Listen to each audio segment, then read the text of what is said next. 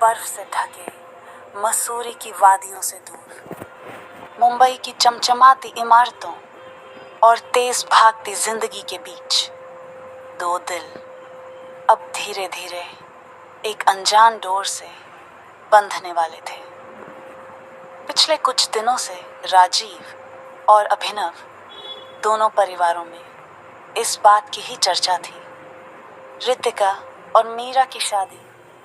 एक तरफ रितिका शांत गंभीर और दूसरी तरफ मीरा एक सीनियर नर्स, कोमल, समझदार और जमीन से जुड़ी हुई। कल का दिन खास था।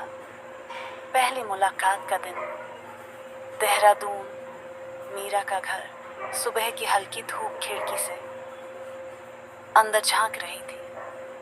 मीरा की माँ करुणा ने अपने हाथों से रसोई की हलचल शुरू कर दी थी।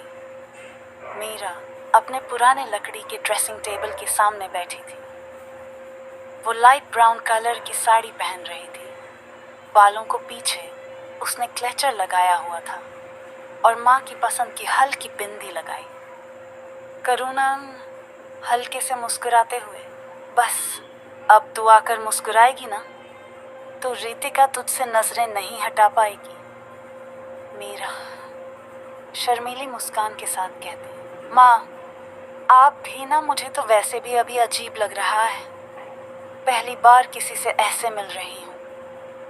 करुणा, वो कोई भी नहीं, तेरे पापा के एक बहुत अच्छे दोस्त की बेटी है और तेरा होने वाला घर भी। विवेक चाय लेकर अंदर आता है और चिढ़ाते हुए कहता है, दीदी बॉस से मिलने जा रही हो या शादी के इंटरव्यू पे?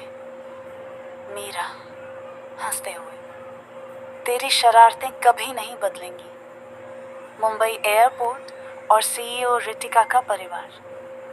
रितिका हमेशा की तरह ब्लैक शर्ट और ट्राउजर में शांत चेहरा, लेकिन दिल के अंदर एक बेचैनी थी जो वो किसी को दिखा नहीं रही थी। समीरा रितिका की माँ कहती है, रितिका बेटा तुम थोड़ी हल्की रंग की कुर्ती पहन लेती, थोड़ा अच्छा लगता।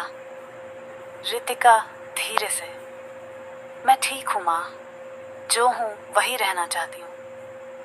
रितिका की माँ कहती है, मीरा तुम्हारे लिए अपना सब कुछ चेंज करने वाली है तो तुम्हें भी थोड़ा एडजस्ट करना होगा। इस पर रितिका चुप रहती है। राधिका रितिका की छोटी बहन हंसते हुए कहा, दी थोड़ा तो मुस्कुरा लो, लड़की देखने जा रहे हैं लेकिन आपको देख के लगता है जैसे कोई बोर्ड मीटिंग अटेंड करने जा रहे हो। समीर रितिका का भाई कहता है, चुप रहो तुम दोनों, रितिका को अपने तरीके से जीने दो। देहरादून के एक सुंदर गेस्ट हाउस में दोनों परिवारों की मुलाकात तय हुई थी। रितिका जब दरवाजे पर पहुंची, उसकी निगाहें सीधी मीरा पर रुक गई। मीरा भी उसे ही देख रही थी। रितिका की तीव्र नजरें मानो मीरा को उसी जगह बांधे हुए थे और दोनों के बीच एक अजीब सा आकर्षण था जो शब्दों से परे था। राजीव कहते हैं, तो रितिका मीरा से कुछ बात करना चाहोगी? रितिका धीरे से, हाँ। दोनों एक छोटे से बगीचे में चले गए। चुप्पी कुछ देर तक साथ चली, फिर मीरा ने पहल की, आपको नर्स से शादी करने में कोई आपत्ति नहीं है? रितिका, नहीं, प्रोफेशन से ज़्यादा इंसान ज़रूरी होता है। मीरा थोड़ा मुस्कुराते हुए, अब बहुत कम बोलती है। रितिका ने कहा, हाँ, तो उसमें बुराई क्या है? एक बैलेंस रहेगा। मेरा नाटकीय नाराज़गी से कहती है, जे क्या मतलब? आपका मैं सादा बोलती हूँ नहीं, मेरा मतलब। मीरा की हंसी हवा में हल्की खनक की तरह गूंज गई। मैं मजाक कर रही थी। मीरा को खिलखिलाते हुए हंसते देख रितिका का मन पहली बार किसी को जानने की इच्छा जाहिर कर रहा था। गुफ्तगू के बाद जब दोनों अंदर लौटे तो दोनों के चेहरों पर एक शांति थी, एक सहमति थी। करुणा ने रितिका के लिए पानी का गिलास बढ़ाया। रितिका ने ग्लास को बहुत आदर से लिया।